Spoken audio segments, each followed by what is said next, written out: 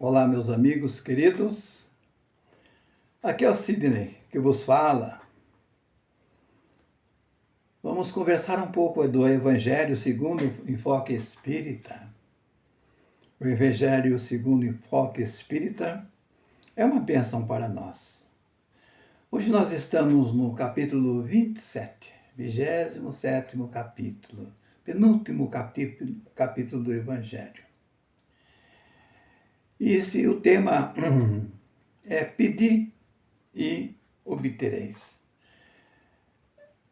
Apesar de todas as dificuldades, que encontramos em nossos dias, vale a pena a gente fazer uma boa reflexão em torno do assunto.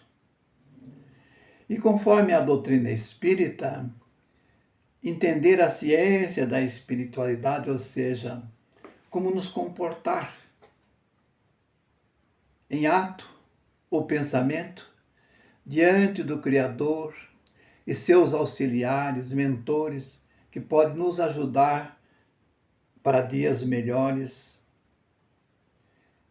na prece. E, no todo, entre outros assuntos, nós vamos conversar, tecer comentário, nesse capítulo, a qualidade da prece, a eficácia da prece, a maneira da pessoa orar. É um tema leve, mas de rara importância. Ainda mais quando avançamos em termos de entendimento sobre as nossas emoções, nossa fé, a respeito de quem somos e de Deus, nosso Criador, né?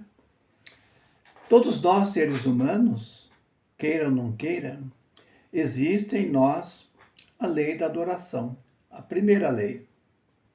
E por falar em adoração, adorar quem? Deus, nosso Criador, causa primeira de todas as coisas. Esse fenômeno inteligente que nos envolve. A natureza que Deus nos criou à nossa volta. É sumamente impossível não reconhecer que existe além de nós uma inteligência. E no meio dessa magnitude, de tanta sabedoria no fundo, nós estamos à busca de nós mesmos. Quem somos? O que estamos fazendo por aqui, envolto de tudo isso? Bem, antes de tecermos alguns comentários, quem se diz ateu é preciso rever suas ideias, fazer uma reflexão, pois que na verdade ninguém é ateu.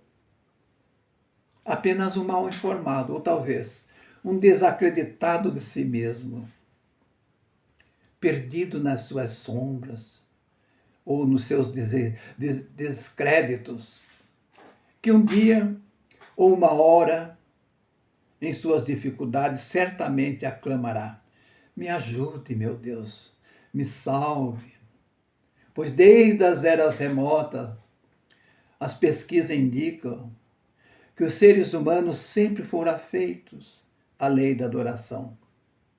E sempre na ausência de suas forças, buscam ou buscavam, conforme a sua fé, a sua divindade, algo superior na natureza, que pudesse auxiliar e superar suas dificuldades.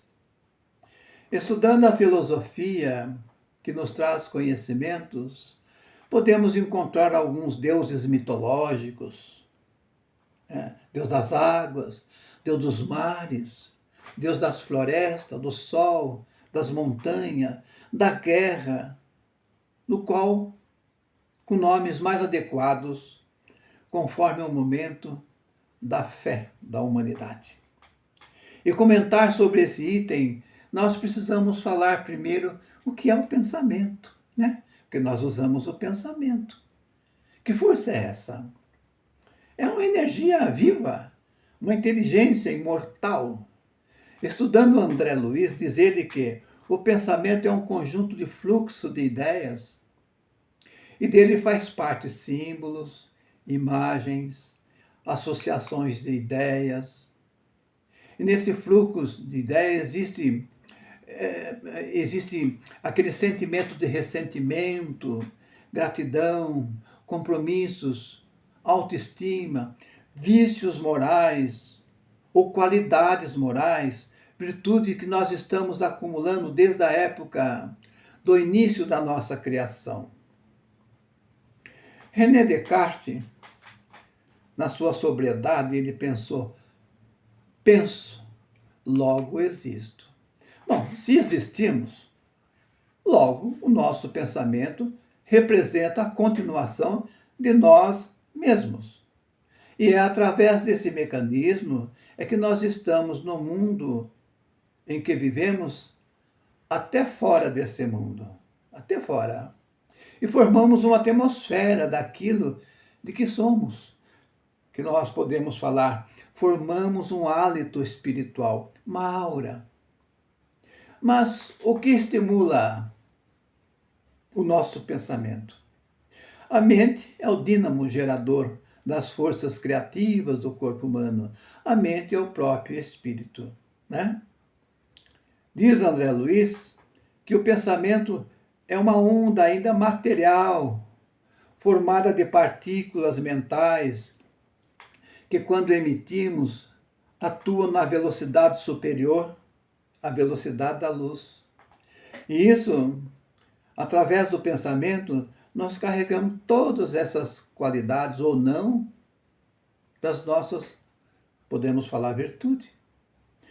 Mas, quando nós escutamos assim, cuidado com o que pensamos, cuidado, porque o pensamento interfere em todas as atividades das nossas vidas, onde quer que o projetamos. O mundo íntimo em que vivemos é o espelho do nosso mundo que pensamos ser. Bom, se nós pensamos ser, uma mente perturbada viaja pelo seu interior produzindo grandes estragos, tragédias, que emite até fora de si energias negativas, deixando na maioria das vezes, por onde passa ou vive, cria ambientes desfavoráveis, contamina outras pessoas com suas más influências. E o que nos leva a ter esses maus pensamentos, hein? É o preconceito, a intolerância, a maldade, a vingança, a impaciência, a desonestidades, palavreados de baixo calão, os quais refletem como energias deletérias da nossa alma. Bem, agora que já sabemos uma pálida ideia do que é o pensamento, estamos aptos a entender o tema de hoje. Pedi e obtereis. Capítulo 27. Itens de 1 a 8 e 22. Pois bem. E nesse caso nós precisamos comentar a qualidade da prece. Emmanuel, através do Chico Xavier, diz que nem sempre a prece que nós fazemos retira o nosso sofrimento, mas sempre nos reveste de forças para suportá-lo. Não nos afasta dos problemas do cotidiano, entretanto, nos clareia o raciocínio, a fim de resolvê-lo com segurança, quer dizer, amplia nossa parte cognitiva e nos encoraja, né? Diz que não modifica as pessoas difíceis dos quadros de convivência onde vivemos, mas ilumina os nossos sentimentos, de modo de aceitar como todo mundo são, até nós. Nem sempre existe a cura da enfermidade, contudo, em qualquer ocasião, nos fortalece para o tratamento. Não nos imuniza contra a tentação, mas multiplica as nossas energias para que evitemos a intromissão das más influências. Salve as nossas más influências, salve os nossos obsessores, por vezes, né? Não nos livra da injúria, da perseguição.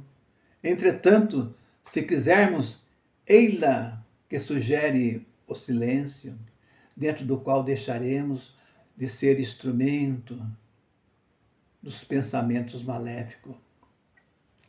Nem sempre evitará os obstáculos, as provações, mas introduze-nos a reconhecer que todos os acontecimentos da vida nós precisamos ter resignação. Deus nos faz sempre melhor, para que possamos adquirir a resiliência através dos contatos extracorpóreos. Existe maneira de orar? Claro que existe maneira de orar. E o apóstolo Marcos registrou no capítulo 11, versículo 25 e 26, a seguinte maneira, como, quando orardes, não assemelheis aos hipócritas, que se comprazem em orar em pé nas sinagogas, em voz alta, nas esquinas, nas ruas, para serem vistos pelos homens. Ele falou isso, ele registrou isso que Jesus falou, porque houve uma época em que os vaidosos fariseus, doutores da lei, eram os profissionais da prece, vestidos a caráter, vendiam orações. E de uma maneira mecânica, sem sentimentos, cujos os povos, na maioria, naquela época, eram analfabetos e ficavam encantados, compravam orações. E cada um tinha a sua maneira de fé. E que Jesus disse, olha, quando orardes, entrai no vosso quarto. Estando de porta fechada, orai ao vosso Pai em segredo, que vê tudo que se passa contigo, vos recompensará. Quando orardes, também não afeteis, em dizer muitas palavras, como os pagãos, que pensam que pela multidão de palavras bonitas, é que serão atendidos. Não torneis semelhantes a eles, aos fariseus, porque o vosso Pai, que estás no céu, sabe tudo o que vós precisa. Mas, Mateus capítulo 11, 25 a 26, registrou que Jesus disse, quando vos orardes, apresentardes para orar, se tiver alguma coisa contra alguém, perdoa, a fim que o vosso Pai que está no céu também vos perdoe. Existe uma mensagem que eu não me recordo, mas guardei porque acho de grande importância, uma expressão que diz, quando tivermos uma vontade de orar, uma vontade de silenciar o nosso coração para conversar com Deus, ao mesmo tempo não tendo palavras, ficamos em silêncio, calmo. Saiba que Deus sabe o que nós precisamos, sem dizer uma palavra. Diante de tanta sabedoria, há 2000 anos atrás, as pessoas não tinham condições de entender Jesus. Eles não tinham condições. E hoje nós temos mais conhecimentos, mais consciência do lado moral, como devemos nos comportar. E quem eram os fariseus antigamente? Que exemplo eles davam? Eles eram uma parte ativa das controvérsias religiosas da época. Até se consideravam divinos. E eles traziam na ponta da língua as leis mosaicas. Eram conhecedores das práticas exteriores, do culto exterior. E eles achavam que por meio da religiosidade deles, eles obtinham vantagem. Obtinham que era objeto de fé da espiritualidade que eles viviam de momento. Né? Eles só tinham aparência, ostentação, que para Jesus era uma falsa virtude. E com isso exercia uma grande influência sobre o povo, os quais até por vezes achavam que eram santos, na nossa expressão de hoje. E para Jesus, Jesus dizia que eles eram túmulos caiados, bonito por fora, mas podre por dentro. Bem, naquela época nós tínhamos as autoridades competentes, né? Tinha os fariseus, publicanos. Quem eram os publicanos? Assim eles eram chamados na antiga Roma os cavaleiros arrematantes de impostos. Eram arrecadadores que iam atrás das pessoas nos seus endereços para arrecadar impostos. E era mal visto pelos povos, porque os povos achavam que, na maioria, eles eram ricos e a sua riqueza era uma parte da desonestidade da arrecadação. Mas devemos entender que existem exceções, né? Grandes exceções. E assim vem essa passagem do fariseu e o publicano. 2 homens subiram ao templo a fim de orar. Um era fariseu, o outro publicano. O fariseu, estando em pé, orava assim: Meu Deus, eu vos rendo graça, porque eu não sou como esses outros aí, que são ladrões, injustos, adúlteros. Eu não sou como esse publicano. Eu jejuo 2 vezes por semana e dou meu dízimo à igreja, de tudo que eu possuo também. E o publicano no lado, ao contrário, mantendo-se distante, não ousava sequer erguer os olhos para os céus, mas batia no peito dizendo: Meu Deus, tende piedade de mim, que sou um pecador. Então, traduzindo o que o publicano fez, naquele momento, ele fez uma reflexão, usou da paciência, da tolerância, do perdão, e escutou calado. Assim, Jesus fez essa observação. E assim eu vos digo: todo aquele que se eleva será humilhado, e todo humilhado será exaltado. Lucas, capítulo 18, versículo de 9 a 14. Então, a eficácia da prece, a sua materialidade é uma realidade. Está em Marcos, capítulo 5, versículo 24. Tudo o que pedirdes em prece, crede que vos será concedido. Mas existem pessoas que contestam essa eficácia da prece. Isso por causa da sua pouca fé. E seria também lógico nós acreditarmos que ao acabar de fazer uma prece, pedisse alguma coisa e cairia do céu. Deus sabe e conhece as nossas necessidades. Precisamos entender que existe o nosso tempo e existe o tempo de Deus. Mas existe uma passagem que Jesus diz: se teu filho te pede um pedaço de pão, você dará uma pedra? Se teu filho te pede um peixe, você dará uma serpente?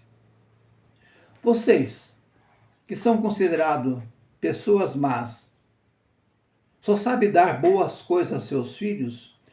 Quanto mais vosso Pai que está no céu, só coisas boas vos dará. A avaliação vem de Deus. É por isso que precisamos manter bons procedimentos para poder ser jus aquilo que nós pedimos. Ao rogar para o nosso Criador as nossas necessidades, nós precisamos entender que existe a colaboração dos bons espíritos e o retorno, na maioria das vezes, vem por caminhos que nós desconhecemos e nunca podemos, às vezes, entender. Uma parte seria aqueles que o homem, os nossos sofrimentos, uma parte seria aqueles que o homem não pode evitar, devido às suas incúrias, seus excessos, na convivência entre a matéria e o espírito. E, por certo, os males de nossas vidas acontecem justamente por não seguirmos as leis que são naturais. Existe uma lei que é muito forte em nosso meio, a lei da conservação. Essa lei da conservação, ela é atuante. Um outro mal seria os nossos débitos do passado, os quais hoje nos cobra um esforço tremendo para que nós possamos superar, reparar aquilo que nós não fizemos de bom no passado. No caso, o perdão, a vingança, as maldades cometidas no passado. Isso reflete no laboratório do lar, onde teremos que observar e exemplificar grandes virtudes. Por ser o próximo, mais próximo, que Deus nos dá essa possibilidade da reencarnação para que possamos recuperar o perdão, que geralmente são os nossos algozes do passado, de um passado distante. E a prece é recomendada por todos os espíritos. Renunciar à prece é desconhecer a bondade de Deus. É renunciar a si mesmo. Quem não tem costume de fazer prece está deixando o espírito morrer de fome. O poder da prece está no pensamento e não se prende a palavras, nem a lugar, nem uma hora determinada. Como podemos entrar em contato com o nosso Criador? Nós podemos louvar, pedir, agradecer. O que é louvar? No âmbito religioso é enaltecer o nosso Pai que está no céu, reconhecer a sua superioridade. Antigamente os filhos, eles tinham a obrigação de dar bênção aos seus pais, Eles tinham um dever moral. E nós, como filhos do Altíssimo, e ganhamos essa oportunidade de mais uma reencarnação, nós temos que ter o respeito, louvar o nosso Criador. Mas nós só sabemos pedir. O que é pedir? É o que nós mais sabemos fazer. Até exigir do alto aquilo que nós nem merecemos. Nós precisamos fazer uma reflexão daquilo que nós pedimos. E o que é agradecer? É o que nós menos fazemos. É o que menos fazemos. Deus nos deu a vida, a inteligência, o ar que nós respiramos, sem nada a cobrar. Um detalhe que nós precisamos repensar, que nós precisamos, em conta, agradecer tudo que nós temos, dar valor para tudo.